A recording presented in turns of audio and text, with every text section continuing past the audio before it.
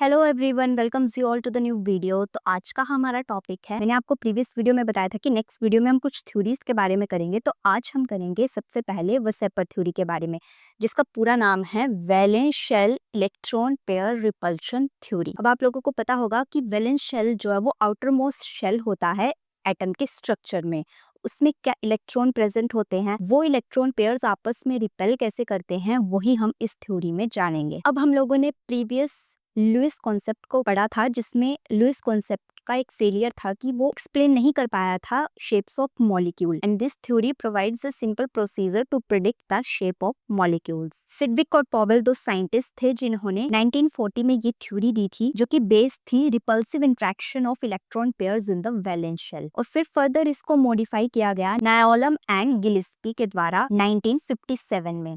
तो इस थ्योरी के मेन पोस्टुलेट्स क्या थे, हम उनके बारे में जानते हैं। सबसे पहला पोस्टुलेट था, मॉलिक्यूल की शेप डिपेंड करती है कि उसके सेंट्रल एटम के अराउंड कितने वैलेंस इलेक्ट्रॉन बॉन्डेड या नॉन बॉन्डेड फॉर्म में प्रेजेंट है। और जो वैलेंस शेल में पेयर्स ऑफ इलेक्ट्रॉन प्रेजेंट होते हैं वो आपस में रिपेल करते हैं, since their electron clouds are negatively charge. और ये पेयर्स स्पेस में ऐसी पोजीशन को ऑक्यूपाई करते हैं जिससे उनमें रिपल्शन कम हो, इसीलिए वो आपस में डिस्टेंस को मेंटेन मैक्सिमाइज कर देते हैं, जिससे रिपल्शन मिनिमाइज हो जाती है। अब वैलेंस शेल को हम एक स्फीयर के रूप में देख लेते हैं, जिसमें इलेक्ट्रॉन आपस में ऐसे डिस्टेंस पे प्रेजेंट होते हैं जिससे वो रिपेल ना कर सकें। और जैसा मैंने आपको प्रीवियस वीडियो में बताया था रेजोनेटिंग स्ट्रक्चर के बारे में, व्हेन टू और मोर स्ट्रक्चर्स रिप्रेजेंट अ मॉलिक्यूल, उस कॉन्सेप्ट पे भी ये थ्योरी एप्लीकेबल होती है। अब यहाँ पर हमारे पास एक ऑर्डर आता है which is the repulsive interaction of electron pair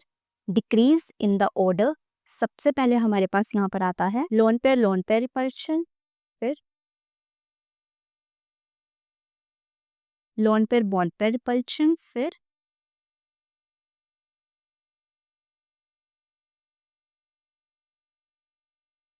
bond pair repulsion. Lone pair और लोन पेयर के बीच में रिपल्शन होती है वो ज्यादा होती है as compare to lone pair bond pair, और जो लोन पेयर बॉन्ड पेयर की रिपल्शन होती है वो ज्यादा होती है as compare to bond pair. Means maximum repulsion हमें लोन पेयर और लोन पेयर के बीच में देखने को मिलती है, और मिनिमम रिपल्शन हमें बॉन्ड पेयर और बॉन्ड पेयर के बीच में देखने को मिलती है। अब लोन पेयर रिपल्शन इसीलिए ज्यादा होती है क्योंकि लोन पेयर हमेशा मॉलिक्यूल के सेंट्रल एटम के ऊपर प्रेजेंट होते हैं, और जो हमारे बॉन्ड पेयर होते हैं वो उसके साथ अटैच्ड होते हैं। अब इस मॉलिक्यूल में लोन पेयर ज्यादा स्पेस को ऑक्यूपाई करते हैं, जिसकी वजह से लोन पेयर और लोन पेयर के बीच में ज्यादा रिपल्शन होती है।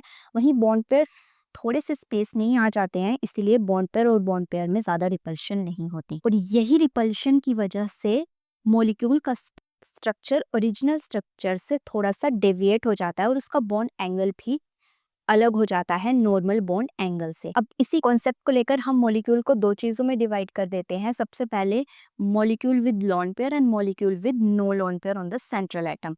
जैसे यहाँ पर हमारे पास ये आ गया molecule with lone pair on the central atom, और सेकंड हमारे पास आएगा molecule with no lone pair on the central atom. अब ऐसे ही हमारे पास अगर हम दो एटम्स ले ले ए और बी, तो ए और बी की अरेंजमेंट के हिसाब से हमारे पास यहाँ पर कुछ स्ट्रक्चर्स आते हैं।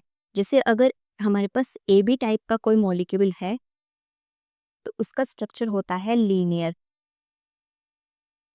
जैसे यहाँ पर हमारे पास ये ए बी थ्री टाइप का स्ट्रक्चर है, मीन्स यहाँ पर ए जो है वो हमारा सेंट्रल एटम है, और बी जो है वो इसके अराउंड वाले एटम्स हैं जो हमारे पास तीन है, तो इसलिए हमारे पास आ जाएगा ए बी थ्री। लेकिन अब यहाँ पर due to presence of lone pair हमारे पास नाइट्रो जो NH3 है, इसका structure A B three type ना होके ए बी थ्री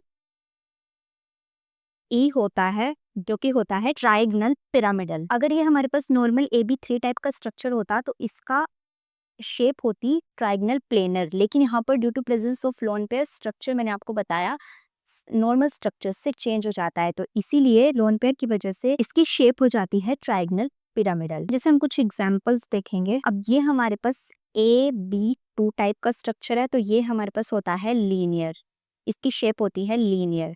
और ये हमारे पास ए बी थ्री टाइप का स्ट्रक्चर है, तो इसकी शेप होती है ट्राइगनल प्लेनर, मतलब तीन एटम्स प्लेन में प्रेजेंट हैं, तो इस केस का नाम होता है ट्राइगनल प्लेनर।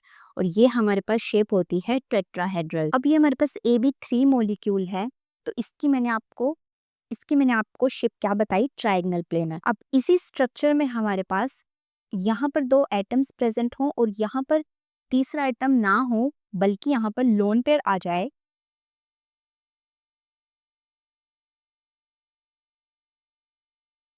जैसा कि वाटर के केस में होता है।